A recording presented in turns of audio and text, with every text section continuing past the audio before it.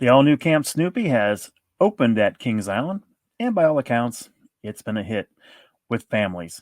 Hello, everyone. Alongside Ryan Sir, I'm Don Helbig, and this is Tower Topics.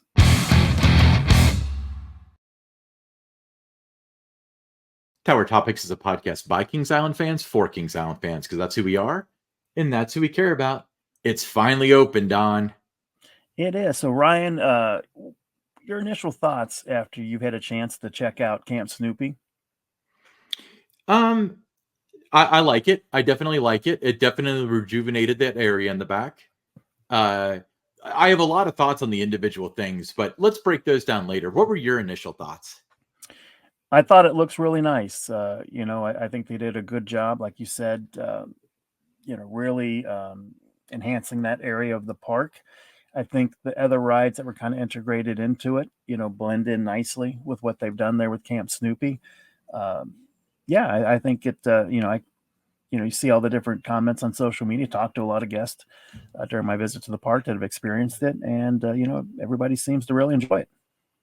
Yeah, let's start with Snoopy Soapbox Racers because that was kind of the most like anticipated part of it. Obviously, you're in a roller coaster in any kind of mix, and um, it's going to take the crown. But so what were your thoughts on Soapbox Racers surface level?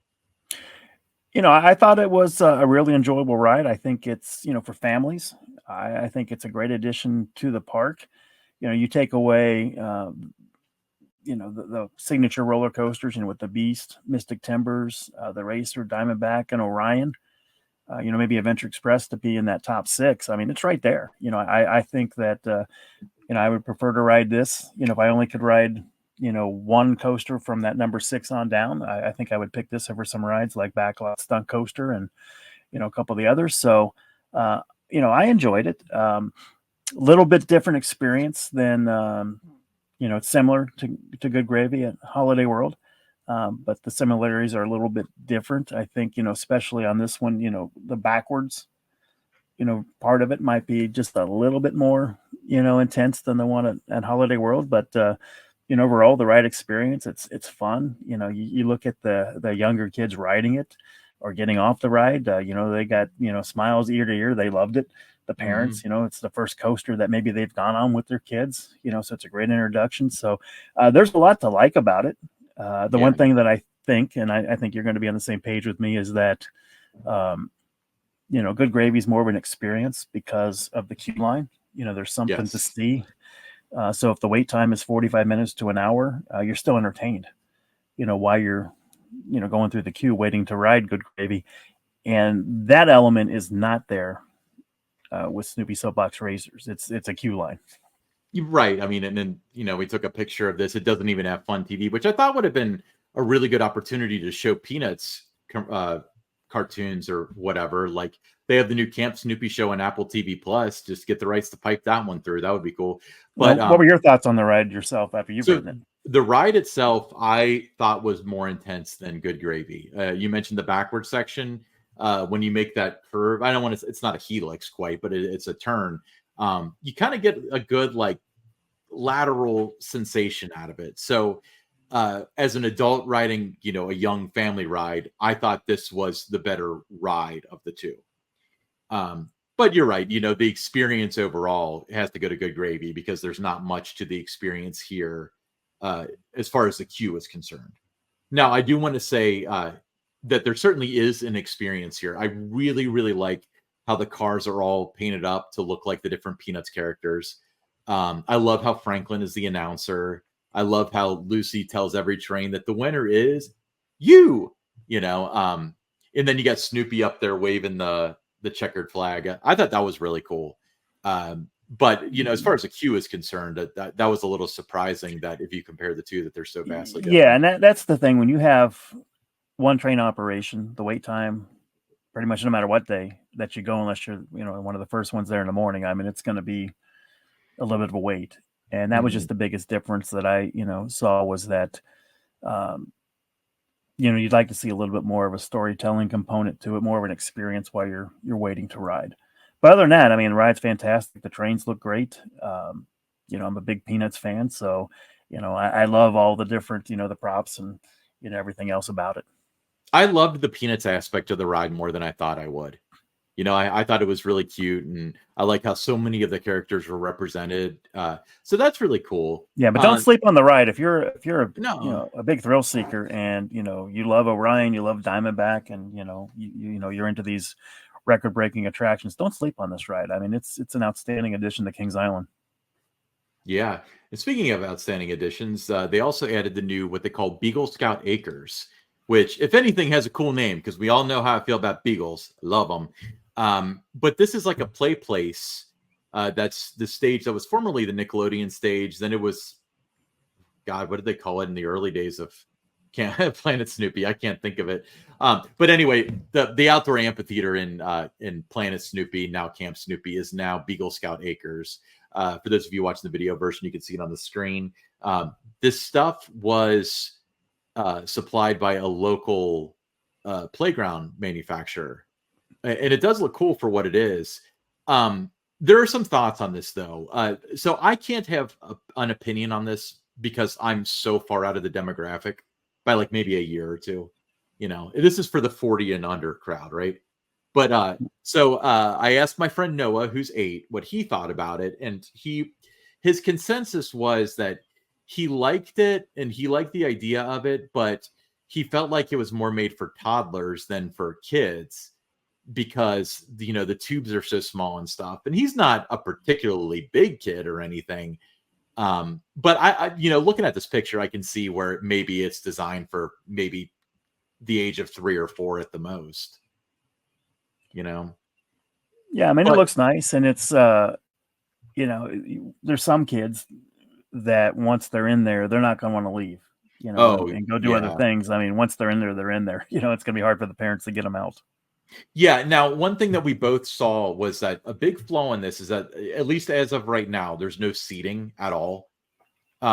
So I imagine that's coming, or it should be coming at least. They're not dumb, but parents have nowhere to sit, so they kind of sit on the hill that used to the hill, and there's still the steps kind of going down that to right. go into this. So yeah, I mean, they were all sitting on the ground, or we saw a couple of parents, they were just laying on their back, just kind of like soaking up the sun out, just barely outside the building, out there. So that would be one thing. Yeah, a little bit of seating would be nice. Yeah, so it desperately needs seating. And then so we're going to move on to Pigpen's Mess Hall. But since we're on the subject, why don't you discuss the issue that you saw as far as Pigpen's Mess Hall in relation to the seating issue?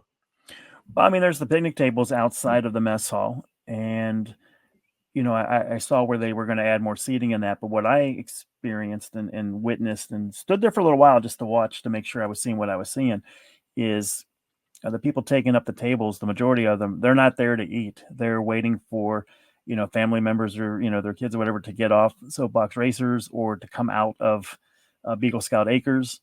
And the people that are going to Pigpen's Mess Hall, and I was one of them, you got to go find somewhere else to eat in the parks. That might mean you have to walk down to Rivertown to find a table, outside of where the funnel cake area is, or you have to go up near Blue Ice Cream and find a table. There was nowhere to sit. I think there would have been room for everybody that was, going through to buy food at that time, had that not been taken up. All those tables been taken up by people that are just waiting, on somebody to get done riding the ride or come out of Beagle Scout Acres. Maybe put some signage up that these tables are reserved for dining guests only. Something like that would help a little bit. I don't know if adding more tables is going to make a difference because you're just going to have more people than sitting down that are just waiting on people. So I think that was one of the flaws that I saw with it. It looks adorable though. I mean, at the picnic tables, I mean, it fits the theme perfectly. I love the way Pigpen's Mess Hall looks, and it's very well laid out. When you enter the queue, you can see exactly what the menu options are in that. So very well done. Yeah. So the other thing I wanted to bring up before we go on to Pigpen's Mess Hall is I don't know. I saw this happen 2 nights, but it gets really, really dark in Beagle Scout Acres when the sun starts to go down. So I don't know if there isn't lighting there or if they just haven't put it on a timer or they don't have a system down yet where somebody turns them on at 7 or 8 o'clock or whatever. But it doesn't get dark to the point where it's dangerous, but it is a little weird that, and this the photo that I'm showing on the screen for the YouTube watchers, like this doesn't really fully express it. It's taken on an iPhone, which brightens up photos, but it was pretty dark there.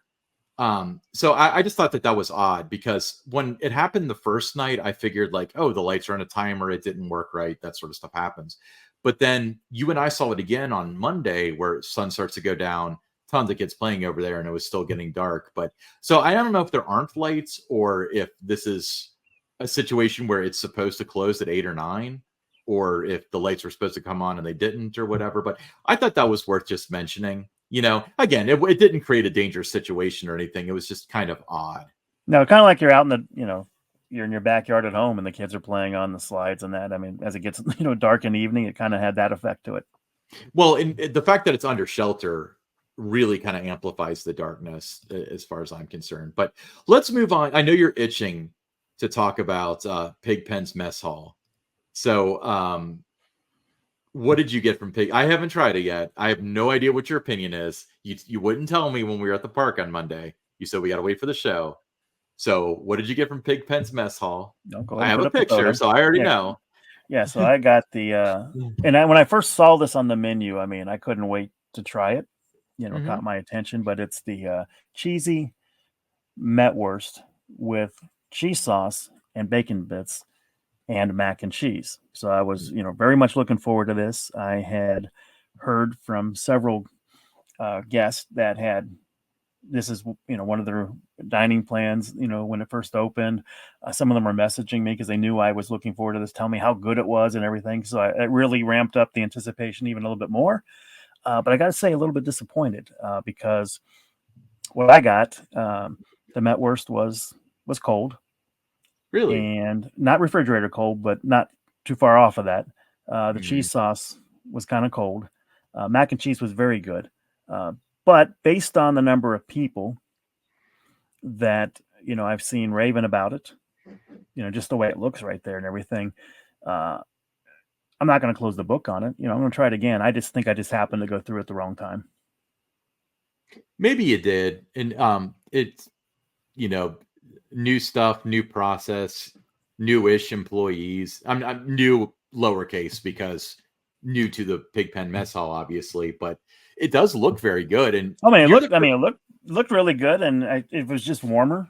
It would have been great, but that's the one thing. When I took my first bite out, and then the hot dog or the Metwurst was cold, so so for me, it didn't meet that expectation that I had in my mind for what it was going to be, or what I'd heard other people saying it was. But because so many other people had been raving about it, I just happened to probably go through it the wrong time. Yeah. So I will try it again. Definitely try it again. So now I'm going to bring this up just because this has to be said. Again, I do like this expansion. I think it's going to be very successful for them. It's very, very cool, but it didn't solve one big problem that they have. And that's that, like, a big portion of Planet Snoopy, at least, was a concrete jungle. If you look at the, Exhibit A over here, a lot of it was supposed to be AstroTurf, at least in the, in the rendering, which, it's just a rendering, so it's not like a guarantee or anything like that. But there was a lot more green space, and it looked like it was supposed to have slides outside. But I don't expect things like that all the time, but this was a big kind of difference, as far as this is no longer a concrete slab. You couldn't replace this with a parking lot tomorrow. But I don't think that they really accomplished that. And if you look at the photo on the left, you can see how it turned out, where it's still just a lot of vast concrete. But so that was a little disappointing. But I would say the individual parts were very good with Camp Snoopy. Yeah, I mean, you're not alone in that assessment. I mean, I had several people, mention to me that, they thought there'd be more of the greenery with the AstroTurf and more, play area type things outside of under, Beagle Scout Acres under there, underneath the, shaded area in there in the theater part. But, really, I mean, overall, it looks great. We've mentioned this before, as good as the kids area at Kings Island has been over the years. And, it's been an award-winning one for many, many years with the Golden Ticket Award, like 18 years in a row that it won. This is the best the kids area has ever been at Kings Island with this expansion. I mean, as good as it was, it just became better. Okay. Yeah, that's a fair assessment. So giving this is Camp Snoopy particularly a grade from A to F based on all the criteria, the food you had, the ride. Uh, how do you rate it? I'm going to give it an A minus, and I'm giving it the minus just because I think with Snoopy Soapbox Racer that I just like to have seen a little bit more with the queue area to keep people entertained. While they wait, and it's gonna, like I said, it's gonna be 45 minutes to an hour plus. A lot of days to ride that, and just that outside area. Not as much greenery with the AstroTurf and that as we thought, more concrete, but A minus. See, I was thinking B plus for a lot of the same reasons, but uh, for I feel like it's the queue can solve itself if they install fun TVs and just show peanut stuff. Like that's good enough in most regards. To me, it's the whole, not solving the concrete jungle problem that they had before. That's kind of where it's like I mean, they added some rides and stuff, but from a visual standpoint, it's not helping. You have to walk way further back into it to actually have like that wow moment rather than, it completely rejuvenating the area like it was supposed to. But B plus, that's still, I mean, C's and D's get degrees. So what does B plus get you? Get you Yeah, pretty much on the honor roll, right? that's right. And don't forget the nice photo op that there is with the Snoopy sculpt out there. Yeah. Yeah. Let's not get crazy. I have those photos. You and I both took that opportunity because I will take a picture with a Beagle at any point. And I really like that sculpt of Snoopy. Now, I will say this. I did tell you this, but from the front, his ear looks like it's white. I think his ear is black on the front and the back in the cartoon. So that always bothers me. I know that's extraordinarily petty, but other than that, I really think he's cute with like the hat and the like the handkerchief and the backpack Yeah. and stuff. So that's a really cool. Yeah, it's a great photo op opportunity there for guests. I saw a lot of the families getting the family photo in front of that. So I think that's going to be a popular spot. Yeah. So do you have any final thoughts on Camp Snoopy before we go on to the list? No, just well done, Kings Island. I mean, I think there was a lot of anticipation, and sometimes the expectations are so high you don't meet it. But I think they met and exceeded it for not only me but a lot of guests in terms of how nice this turned out. A lot of people involved, and from the parks maintenance department, and you had Vekoma out there with working on the ride and that. But it looks fantastic. Like I said, the kids area has never been better. Yeah, I think it looks great. I think that we were lucky to get more than just the roller coaster primarily. And again, I wouldn't be disappointed when the next cycle comes around and it's time for the kids area to get an update if they made it all Camp Snoopy, because I like that so much better than Planet Snoopy. Oh yeah, I mean, but I said it's yeah. I mean, this whole area. I mean, this expansion. I guess if there's one word to describe it, I'd go with adorable. Yeah, yeah, I would say that that's an accurate assessment. But let's move on to the listener question. All right. So the first listener question is from Stephen Hornick. He said, do you think that the Vortex plot of land may ever be used again, or even the Tomb Raider building? Well, Stephen, ever is a very long time. It's a very long time. And he said used again. And the Vortex plot is being used again as a place to get the drones, launched from during the nighttime show. And the Tomb Raider building is still being used during Halloween Haunt with Madame Patel. So those are still in use. But yeah, you're right. That word ever in terms of an actual like ride in those places. I mean, yeah, eventually something's going to go in both of those places. Don, hide your stash, because I just saw a cop out saying that those two spots are being used by a haunt maze and the drone thing. But yeah, I mean, obviously there is a utilization there, but the Tomb Raider building, we've discussed at length what we would like to see done with the Tomb Raider building. Not that our opinion matters. Oh, without question, the Vekoma Madhouse. I would be so happy with the Vekoma Madhouse. And the thing is I bet the vast majority of Kings Island guests have never heard of the thing. And if they just market it as some sort of like new and interesting attraction, if people went in there, their minds would be blown. But yeah, the Vortex plot, I think, is just whenever the next big coaster comes, that's where it's going. So you just gotta wait. I think it's a gaping hole in the park. I think it's very obvious that something used to be there and that it's not there anymore. So it kind of kills the illusion a little bit, but I also don't want that plot wasted. I'd rather not have like a filler ride be put there because it's so prominent in the back of the park. Yeah, whatever goes in there is going to have to be good. It must, and photogenic, and it's going to have to meet a lot of criteria. They're not going to be able to just plop something in there. All right. Thanks for the question, Stephen. Next question is from Elijah Maccabee. He said, what kind of walk-around characters has Kings Island had in the past that some might not know about? Well, I think they go back to the Paramount years. I mean, they had the Star Trek characters, which to me was kind of a disconnect from the Kings Island I grew up with because it was all Hanna-Barbera, up to that point. I never watched Star Trek, never saw a single episode. So I got to show you some episodes of Star Trek. They're awesome. No. I got to keep that. I got to keep the streak going that I've made it this long in life without ever watching Star Trek. I'm gonna see it to the end that I don't see one. But no, to me it was a disconnect. But I think if you're talking about the different kind of characters that some might not know about, it was the Star Trek characters. I agree. I remember the Klingons walking around and stuff.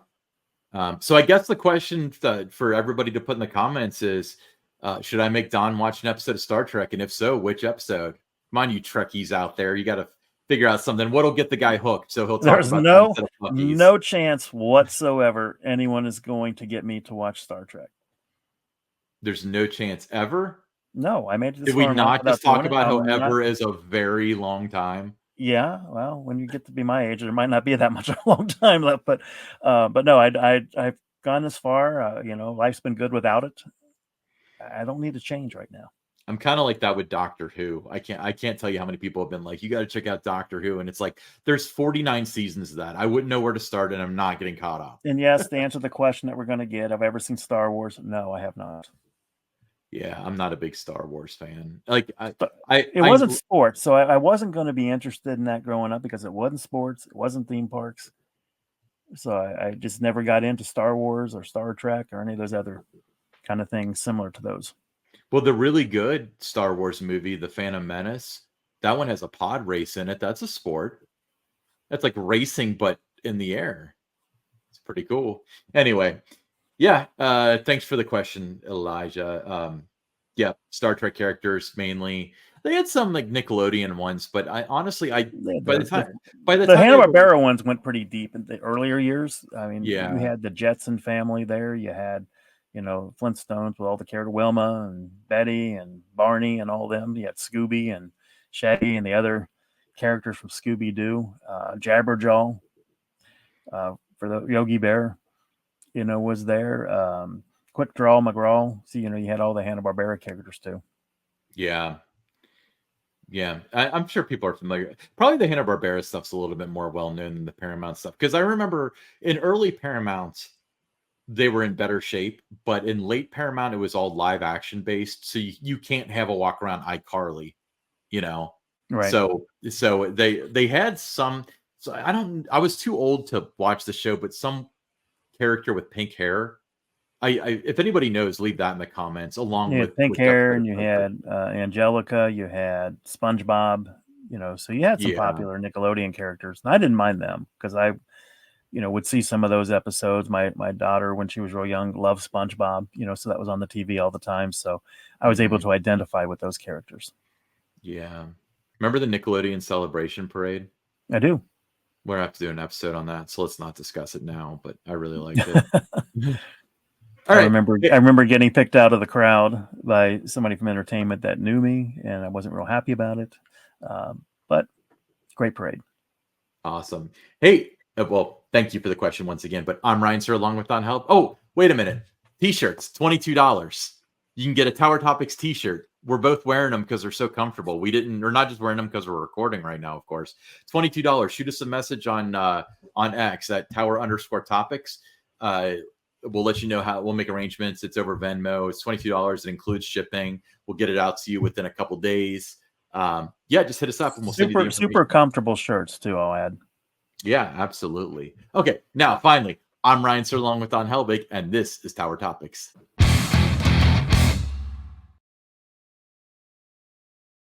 Welcome to Tower Topics.